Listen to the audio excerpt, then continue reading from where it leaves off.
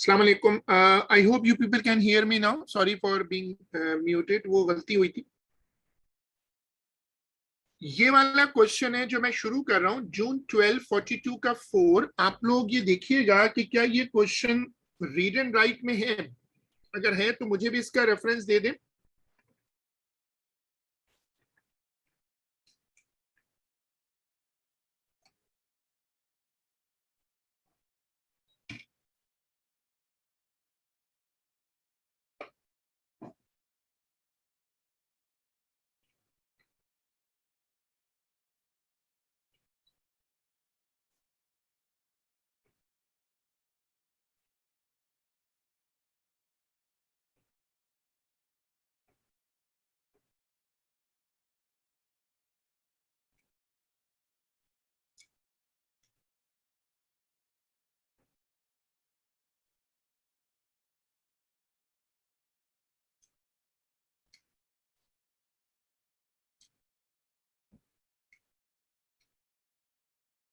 अहमद, मैं सॉरी, मेरा WhatsApp response थोड़ा सा लेट है, लेकिन ये कि वो मैं इंशाल्लाह देख लेता हूँ। अगर आपने उसके लिए आपसे बात, एक शॉर्ट चैट हुई थी, उसके बाद मैं दोबारा देख लेता हूँ। अगर आपने कोई और क्यूरी भेजी है।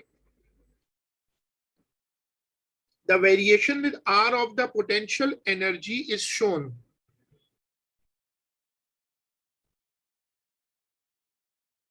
ये पोटेंशियल एनर्जी का ग्राफ है नेगेटिव में।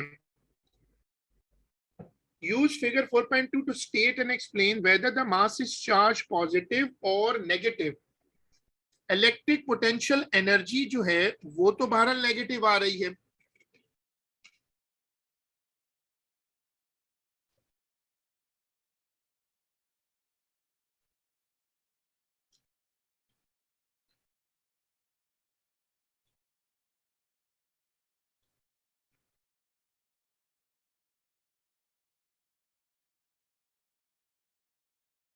वालेकुम अस्सलाम अब्दुल्ला।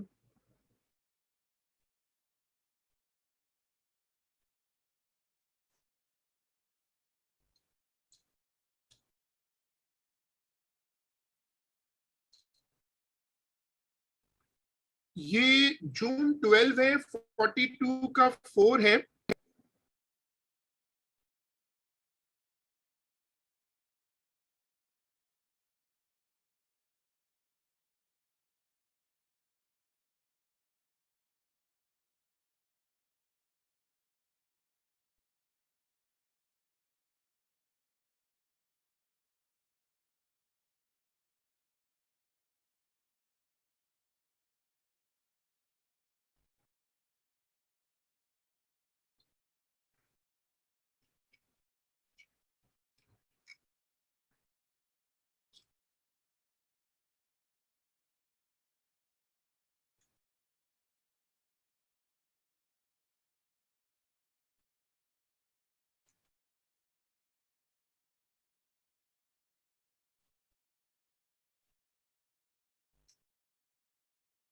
रीड एंड राइट में इसका जो क्वेश्चन नंबर है वो 39 बोला है इन्होंने।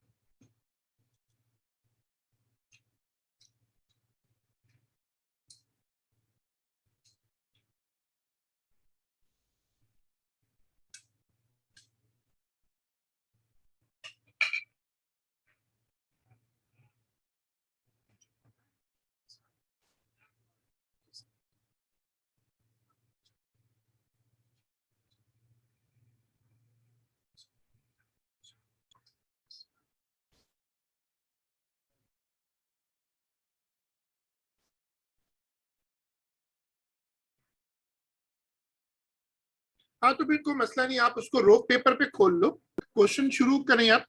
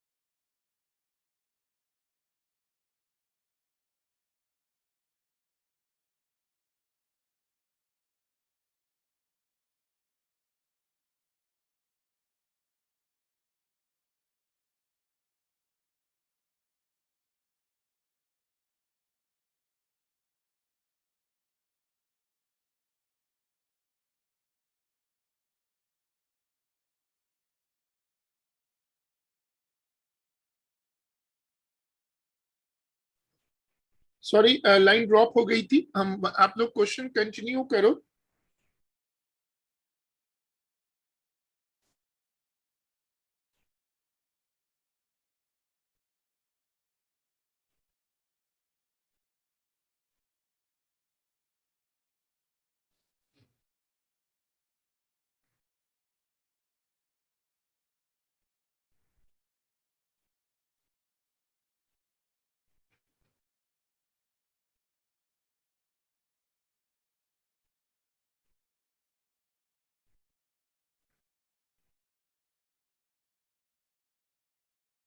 उसने हमसे पहले क्वेश्चन में ये पूछा हुआ है कि चार्ज पॉजिटिव है या नेगेटिव है।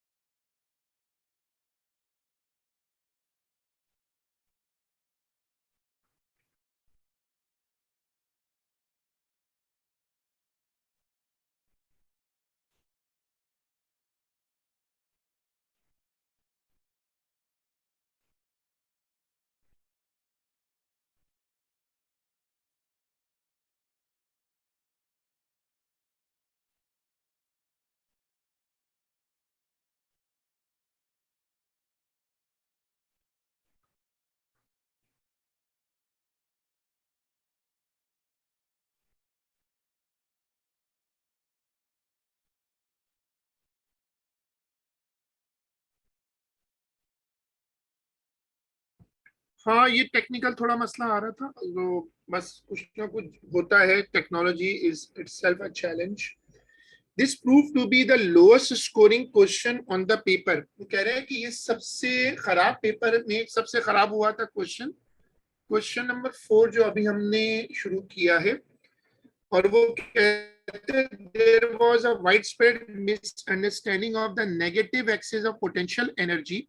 In general, it was thought that UP increased as R decreases, where the correct relation between UP and R was stated. Very few link this to an attractive force between the mass and the proton, between the mass and the proton. तो ये उसकी examiner report है।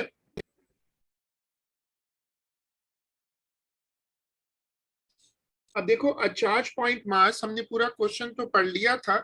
और अगर हम are की value कम करते हैं, अगर मैं आर की वैल्यू कम करूंगा तो फिर तो देखो, आर की वैल्यू कम करूंगा तो इधर जा रहा हूं, तो फिर तो यूपी जो है वो इंक्रीज करेगा। नेगेटिव साइन जो होता है ना, इन चैप्टर्स में नेगेटिव साइन का मतलब डिक्रीज नहीं होता, बल्कि नेगेटिव का मतलब होता है कि यहाँ फोर्स ऑफ अट्रैक्शन है जो ग्रिप कर रही है और वैल्यू उधर जाते हुए बढ़ भी रही है, नेगेटिव में बढ़ रही है। तो अब ये जो पोटेंशियल एनर्जी है वो बढ़ रही है।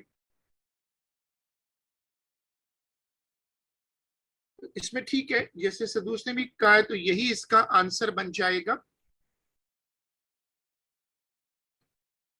तो आप लिख दो कि एज आर डिक्रीजेस, आप शुरू ऐसे करना कि as R decreases UP, negative है, यूपी इंक्रीजेस। फिर आगे लिखना कि there is a force of attraction, there is a force of attraction between the particles, there is a force of attraction between the particles, so the particle, so the mass is charged negatively, proton तो plus ही होता है। The gradient at a point on the graph of figure 4.2 is capital G.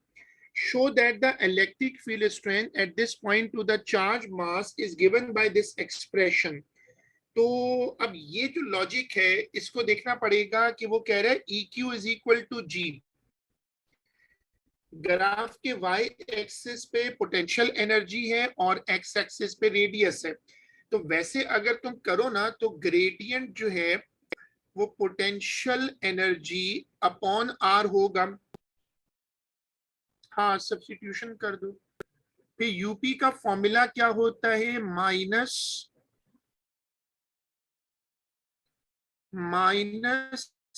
के Q Q upon are.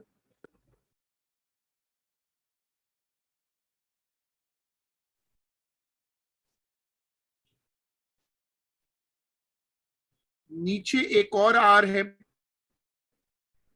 तो minus Q Q upon R square. अब इसको थोड़ा सा और रीअरेंज कर लेते हैं और छोटे क्यू को अलग कर लेते हैं, K Q upon R square into R. तो जो ब्रैकेट में लिखा है वो ई बन जाएगा। माइनस साइन में इग्नोर कर रहा हूं,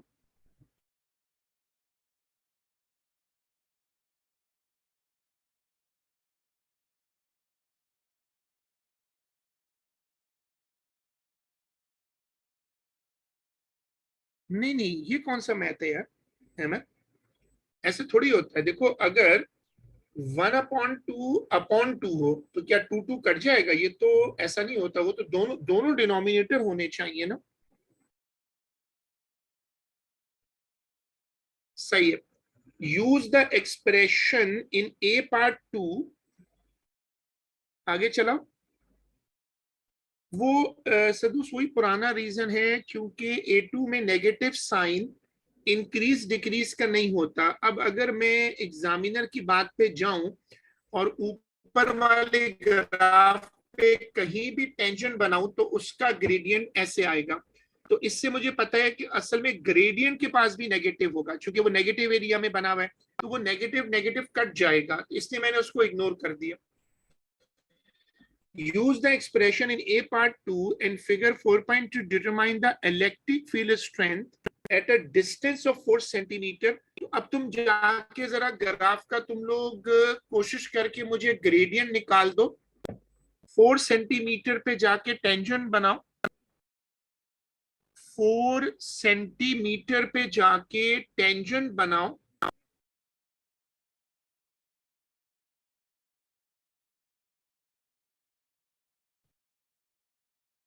उसने बोला है 4 सेंटीमीटर, तो 4 सेंटीमीटर पे जाके टेंजेंट बना दो। ये पोजीशन है 4 की, यहां पर देखो ये।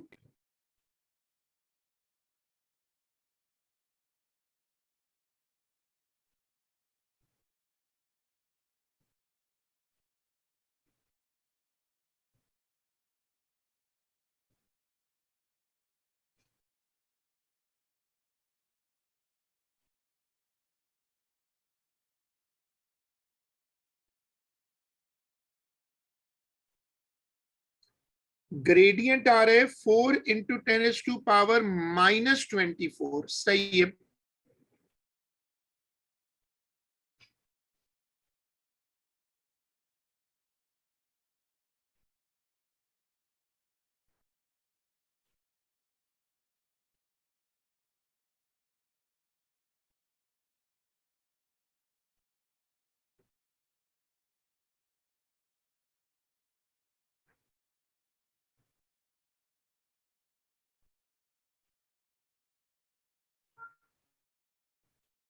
तो इन लाइनों को फिर तुम एक्सटेंड कर देना और फिर एक्सटेंड करके ना इसका ग्रेडियंट निकाल दो। अभी एक स्टूडेंट ने ग्रेडियंट बताया है, मैंने ये बनाया, आप लोग भी बनाओ और लाइन को बड़ा कर लेना और बड़ा करके फिर इसको सॉल्व कर लेना।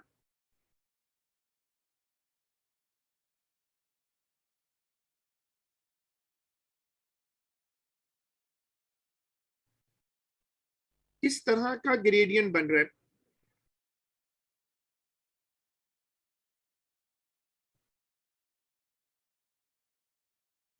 एक स्टूडेंट ने अभी तक ग्रेडियंट बताया है, बाकी लोग भी अपना ग्रेडियंट अगर शेयर करोगे ना तो फिर आसानी होगी।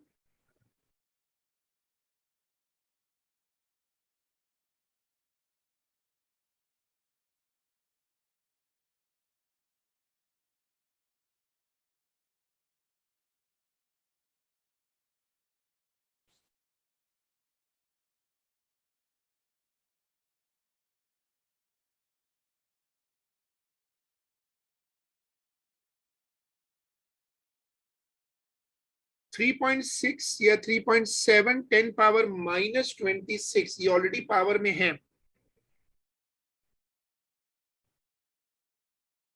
अब हमारे पास यहाँ ग्रेडियंट निकल आएगा। Once we get the gradient, फिर हमारे पास एक्सप्रेशन तो पड़ी हुई है और इलेक्ट्रिक फील्ड स्ट्रेंथ निकालनी है।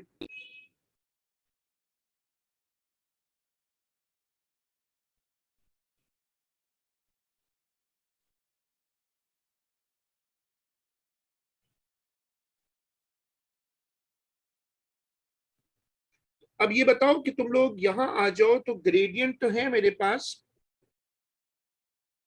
कैसे आ रहा है अब ये बताएं।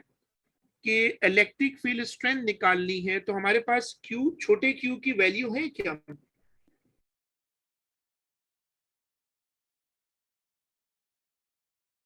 जो चार्ज पॉइंट मास है उसकी कोई हमारे पास वैल्यू दी हुई है? अच्छा, ये वो प्रोटॉन वाली लॉजिक है। इसमें ये कह रहे हैं कि यहाँ सवाल में प्रोटॉन है, लेकिन मुझे लग रहा है कि चार्ज पॉइंट मास के हमें चार्ज नहीं दिया हुआ। आई फील कि उसकी वैल्यू नहीं दी हुई। आप लोग डबल चेक करो।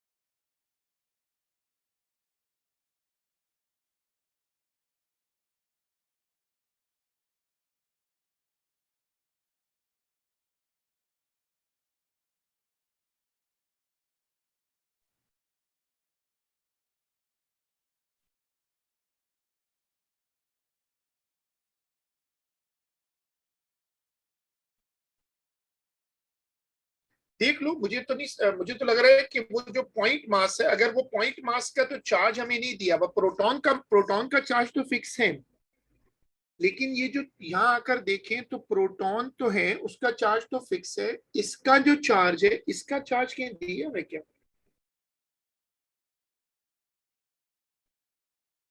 तुम लोग करके देखो, बहरहाल मुझे इसकी वैल्यू मिल नहीं रही है अभी ना।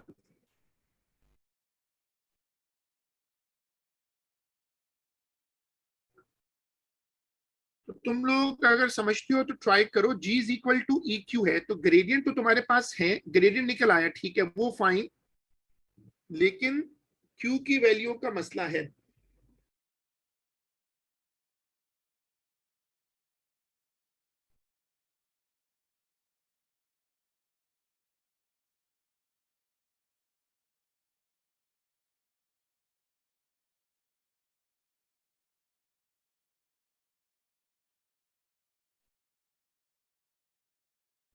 नहीं, अगर बड़े क्यू पर जाता हूं तो उसने तो बोला है, ऊपर क्लियर पढ़ो, उसने बोला है E at this point due to the charge point mass. तो इसकी वैल्यू तो नहीं है मेरे पास, ये तो एक देखना पड़ेगा, क्योंकि वो जो बोल रहा है प्रो, अगर हम उसका रखते हैं तो रख के देख लो, और तुम्हारे पास बेसिकली अगला पार्ट भी कोई नहीं है, तो ये भी नहीं है कि अगले पार्ट में कहीं क्यू निकलना है, तो या तो वो प्रोटॉन ही को जज कर रहे हैं।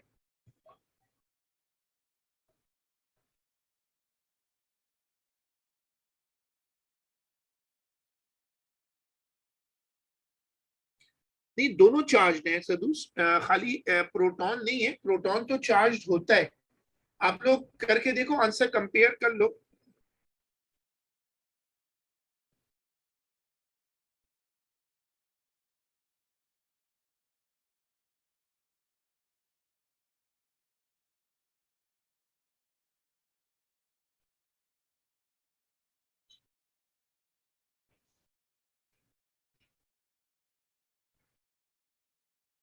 इसकी मार्किंग स्कीम देख लो, हमारे पास इसकी वैल्यू जो आ रही है,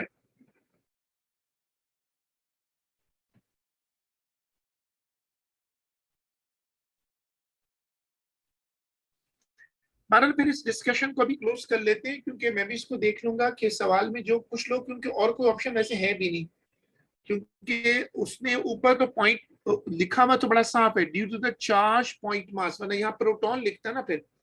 लेकिन बहरहाल हमारे पास और कोई ऑप्शन बन नहीं रहा, अगला पार्ट भी कोई नहीं है, तो 1.6 इंटू 10 टू पावर -19 रख रहे हैं। चलो, अब आ जाओ जून 12, पेपर है 41 और क्वेश्चन नंबर है 5। ये वाला ईयर देखो,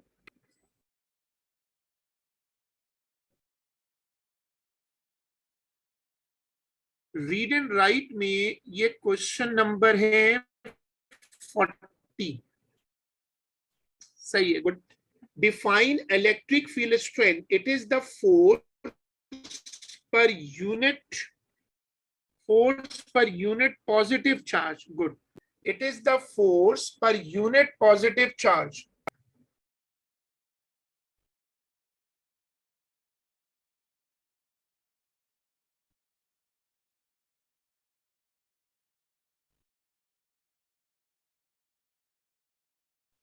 An isolated metal sphere is to be used to store charge at high potential. The charge stored may be assumed to be a point charge at the center of the sphere. The charge has a radius of 25 centimeter. Electrical breakdown, a spark occurs in the air surrounding the sphere when the electric field strength at the surface of the sphere exceeds. Show that the maximum charge that can be stored in the sphere is this.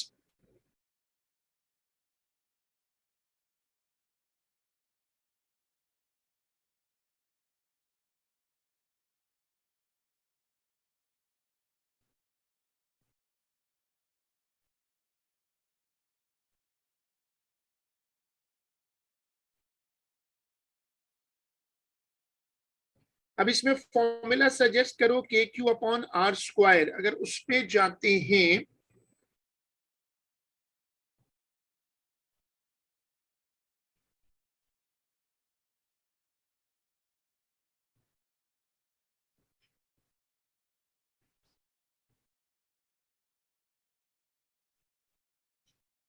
इसने कुछ answer में तो guide नहीं किया, तो फिर volt पर centimetre है और वो भी सेंटीमीटर है लेकिन वो स्क्वायर में है, तो बहरहाल देखना पड़ेगा ना। तो फिर उधर क्यू को चाहता है माइक्रो कूलम में लाना चाहता है, तो तुम लोग चाहो तो एहतियातन कन्वर्ट करना चाहो तो कर दो, वरना चला लो।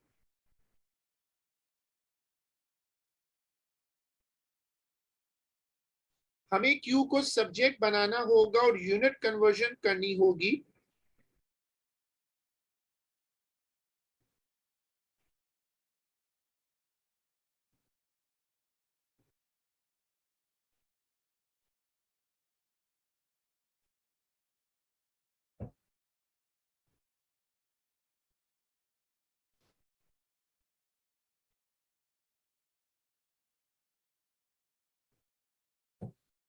मैंने उसको मीटर में कन्वर्ट कर लिया है और इलेक्ट्रिक फील्ड स्ट्रेंथ है 1.8 इंटू 10⁴ वोल्ट पर सेंटीमीटर।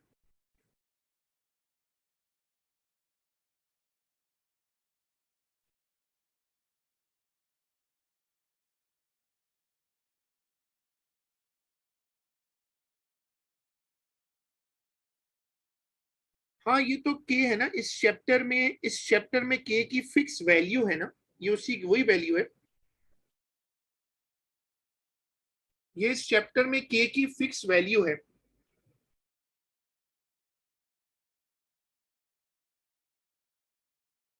चलो आंसर निकाल के दो।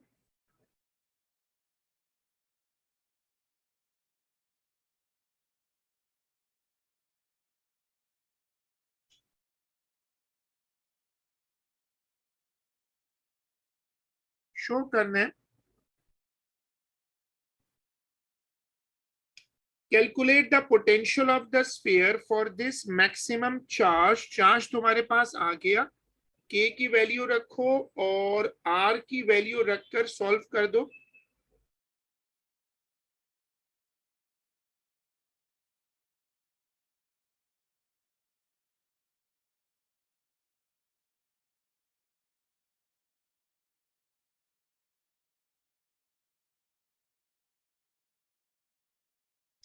फोर पॉइंट फाइव 10⁵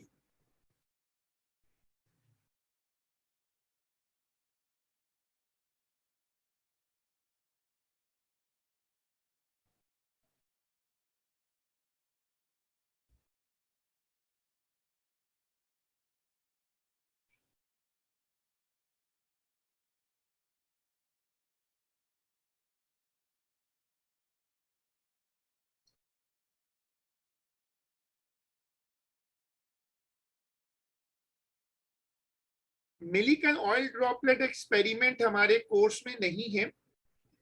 अब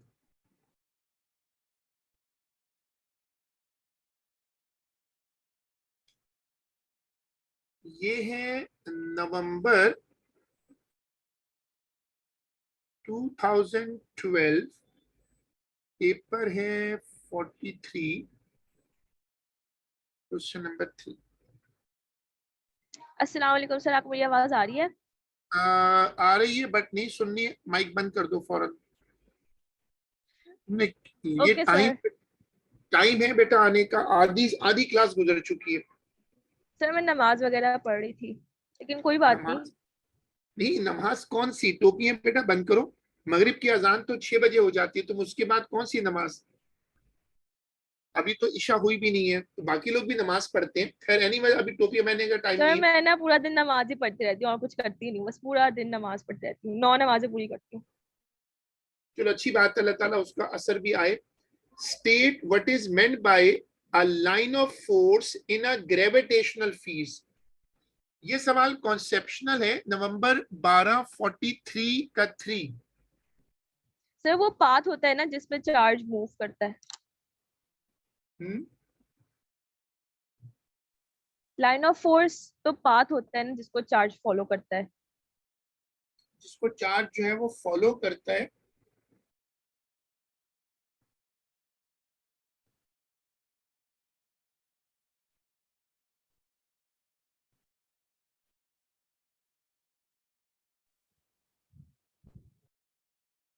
एक सजेशन आ गया कि ये वो रास्ता होता है जिसपे चार्ज पार्टिकल मूव करता है. Many candidates did not read the question carefully and therefore stated what was meant by a gravitational field and electric field rather a line of force in these two fields.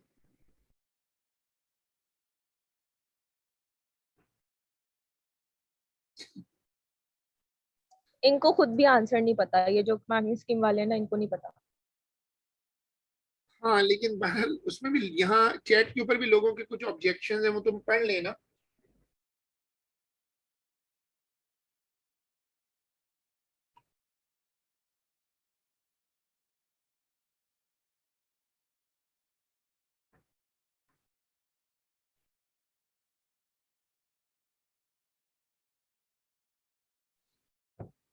Direction of force on a mass, ये भी ठीक है. Line of force in a gravitation, दोनों answer वैसे ठीक है. Gravitational field में line of force का मतलब ये होता है कि जिस पर फोर्स लगेगी और चार्ज पार्टिकल जिस डायरेक्शन में मूव करेगा, ये उसकी हम डायग्राम बनाते हैं ना, ये वाली देखो.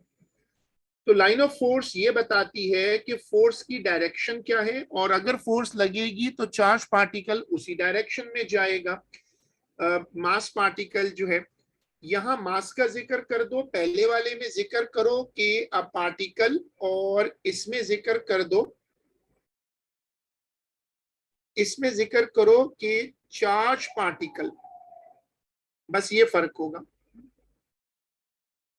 इसमें वो प्लस माइनस का चक्कर होता है, वो जरूर अगर आप चाहो तो मेंशन कर सकते हो कि अगर ये प्लस है तो this arrow is pointing outward.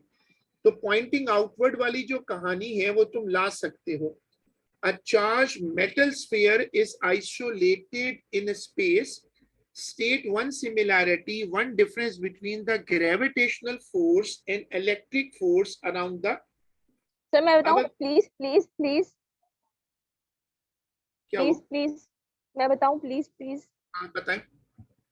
Gravitational force only offers attractive forces. नहीं, gravitational field only offers attractive forces, whereas electric में जो होता है ना, attraction और repulsion दोनों होती है. लेकिन similarity ये है कि दोनों inverse square law follow करते हैं. दोनों फील्ड्स रेडियल होती हैं, और डिफरेंस ये है, ठीक है. एक फील्ड रेडियल होती है जो बार बार जिक्र आता है. डिफरेंस तो बड़े बहुत सारे बन जाएंगे. डिफरेंस ये है कि उनमें डिफरेंस आप ढूंढेंगे तो वो तो मल्टीपल है.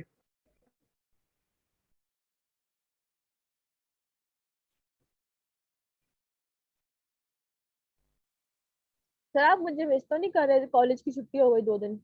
नहीं नहीं, ऐसा कुछ भी नहीं है. चलो पढ़ो. अच्छा, इसकी जो एग्जामिनर रिपोर्ट है, अगर आप देखेंगे तो एग्जामिनर रिपोर्ट साथ साथ देखते रहे. देखो, एग्जामिनर रिपोर्ट में कहते हैं the most commonly stated similarity that both fields are radial. Many other similarities were stated with insufficient precision for the award of credit. Candidates were more successful in stating a difference between the fields. The most commonly stated difference was that gravitational fields always act towards the sphere, while electric field can act towards or away, depending upon the sign of the charge. तो हमने ये दोनों चीजें cover की हैं.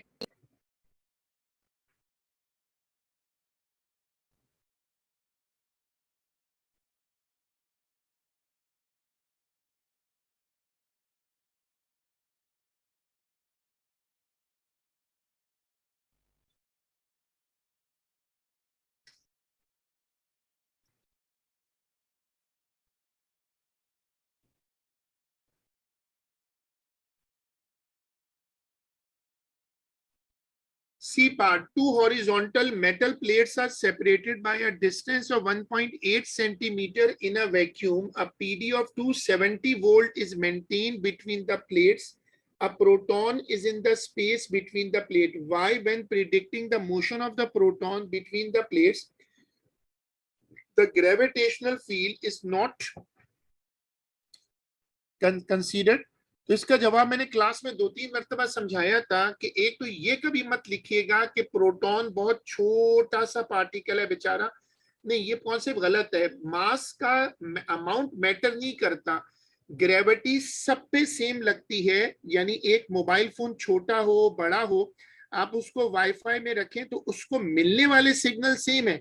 हाँ, वो उसको ट्रांसलेट करेगा तो क्या होगा, तो इलेक्ट्रिक फील्ड कंपैरेटिवली बहुत स्ट्रांग होती है। तो आंसर में ये लिख दो कि strength of electric field is relatively very large.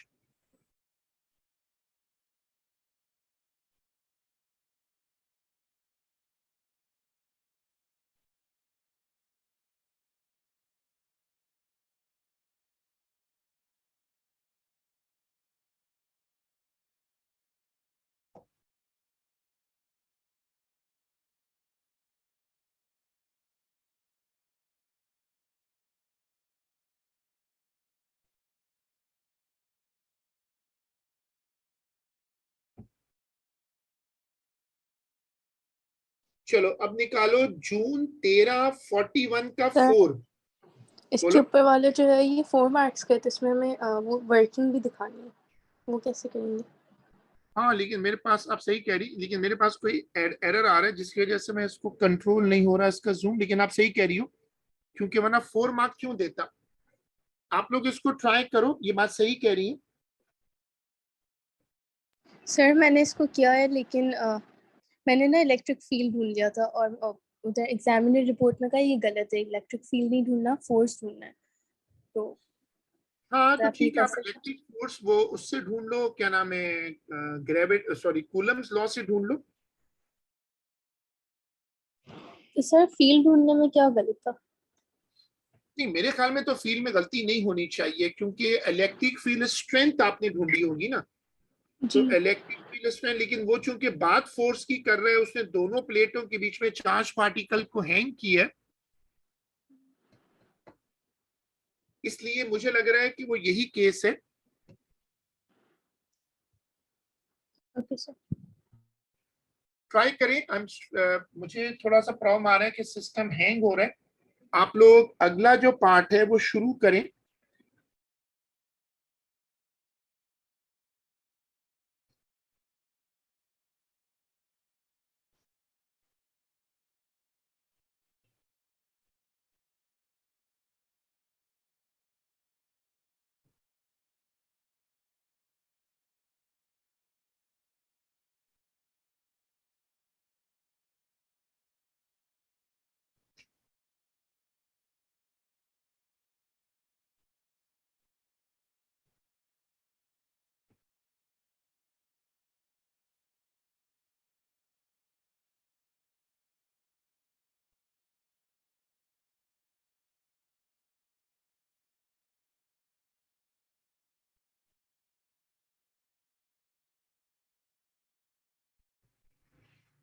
बिल्कुल, आप जैसे सदूस ने जो पॉइंट आउट किया वो सही है कि 4 मार्क के लिए आपको वर्किंग भी दिखानी पड़ेगी। सर सेड्यूस ने नहीं, हुमैरो ने, हुमैरो। नहीं, सदूस ने भी ये बात लिखी है, आप चैट चेक करो। मुझे तो कोई चैट भेजता ही नहीं है सर, मैं चेक कैसे करूं? क्या मतलब? अच्छा हाँ, वो तो आपको वो शेयर क्लास में शेयर नहीं कर रहे हैं। अच्छा, आप लोग अगला क्वेश्चन शुरू करें। I have to start reboot the system. आप लोग ऐसा करें कि ये वाला क्वेश्चन जो मैंने बताया था जून 13 वाला, वो शुरू करें।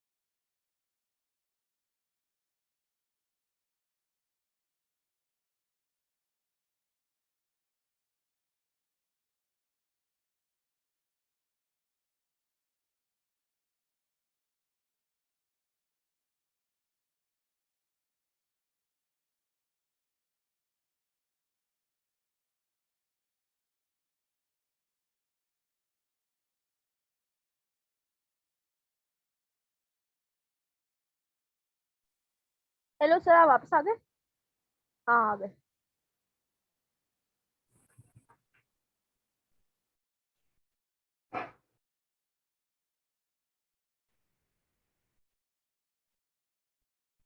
जून 13,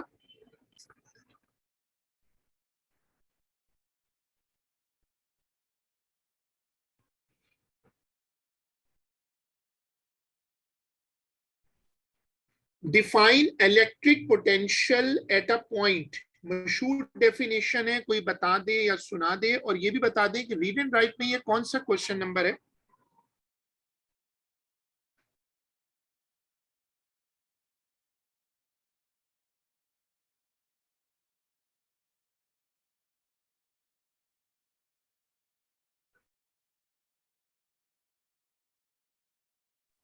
सर मैंने सुना है आप मुझे केसीओ का 4,000 वाला कैलकुलेटर गिफ्ट करें।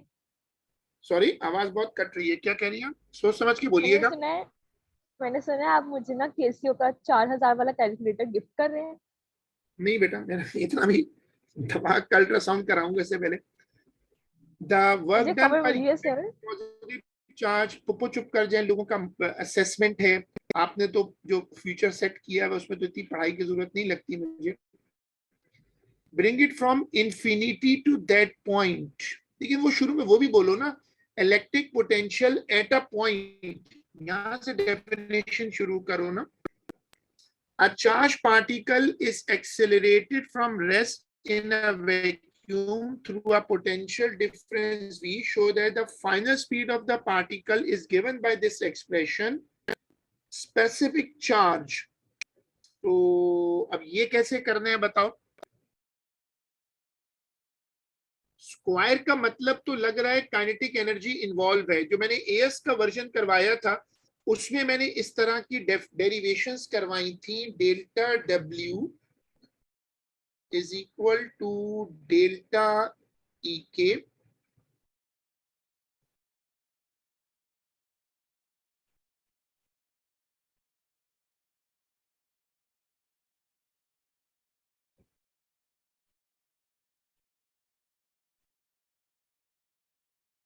नहीं, इलेक्ट्रिक पोटेंशियल के इक्वल नहीं करो ना, फंस जाएगा फिर गेम। वो वर्क डन के इक्वल करो,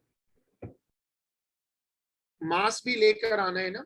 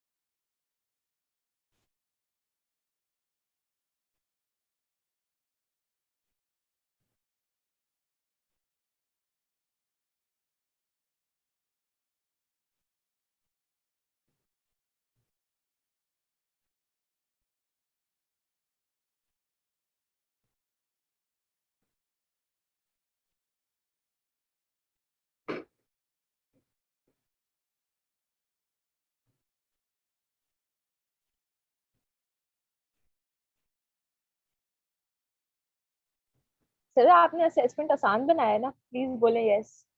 बिल्कुल, सिर्फ नाम लिख के आना है, नाम लिखने के मार्क्स हैं, बाकी आप अपना मतलब गूगल लोकेशन वगैरह डाल दे तो उसके अलग से मार्क्स है। A particle with specific charge is moving in a vacuum towards a fixed metal sphere.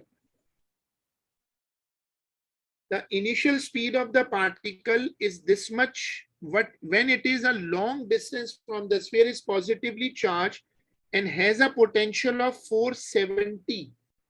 अच्छा, एक्सप्रेशन इन बी, ये इस तरह का सवाल हमने पहले भी किया था कि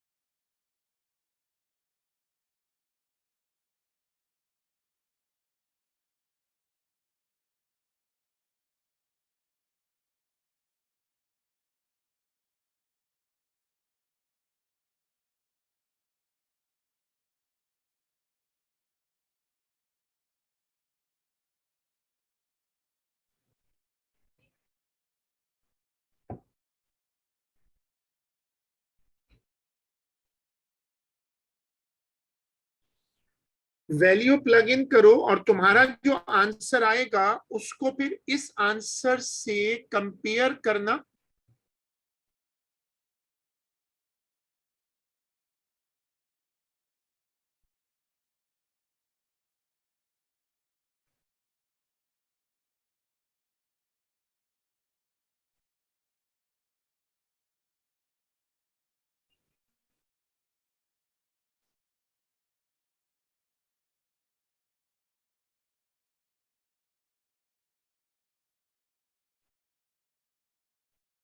जो लोग सॉल्व कर लें वो बताएं।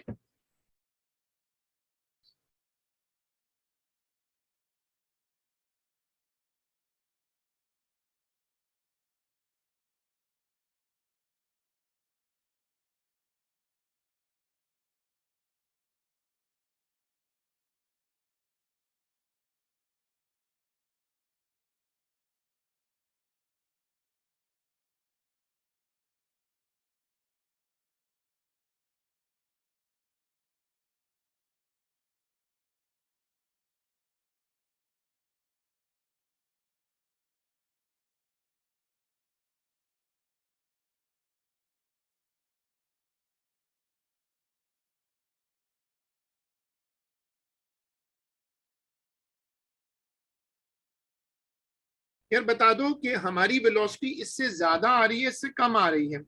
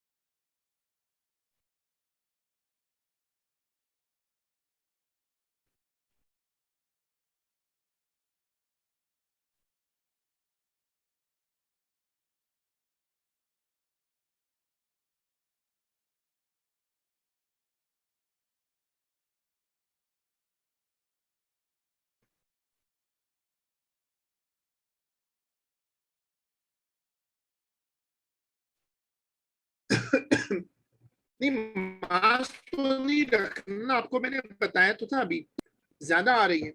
मैंने आपको भी एरो बना के दिखाया तो है कि ये पूरी वैल्यू Q अपॉन M को रिप्लेस कर देगी ना। देखो यहाँ लिखा हुआ है C पर kg, तो ये जो वैल्यू है ना 9.58 इंटू 10⁻⁷, ये पूरा इस फ्रैक्शन को ही रिप्लेस कर देगा, क्योंकि Q अपॉन M का मतलब ये जो यहाँ लिखा हुआ है ना, ये एक्चुअली Q अपॉन M है। वेलोसिटी इससे ज्यादा आ रही है तो फिर ये अप्रोच नहीं कर पाएगा, क्योंकि अगर अप्रोच करने के लिए जरूरी है कि इस वेलोसिटी से ज्यादा वेलोसिटी लाए। हमारी वेलोसिटी ज्यादा, डिमांड ज्यादा आ रही है। चलो, इसका मतलब है कि फिर इसका हमारी कैलकुलेशन के मुताबिक इसका पहुंचना मुश्किल है।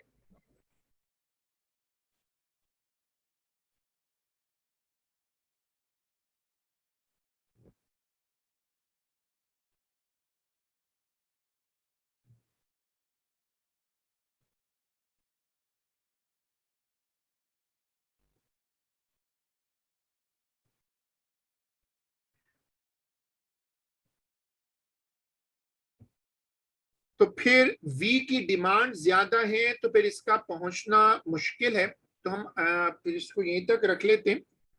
और मेजोरिटी लोगों ने, हाँ ये दोनों की मूव कर रहे हैं, नहीं नहीं नहीं, मूव तो दोनों नहीं कर रहे, मेरा नहीं ख्याल उसने ऐसा बोला है। ये जो बड़ा पार्टिकल पड़ा हुआ है सामने से वो आ रहा है, असल में उसकी जो हमने जो वेलोसिटी निकाली है वो फॉर्मूला के मुताबिक होनी चाहिए।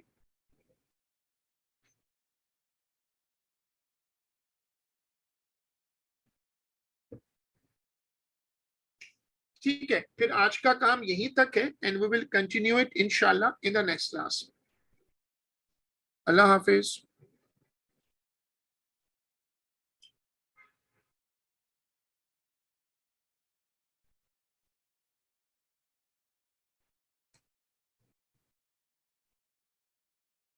जी ठीक है, अल्लाह हाफिज।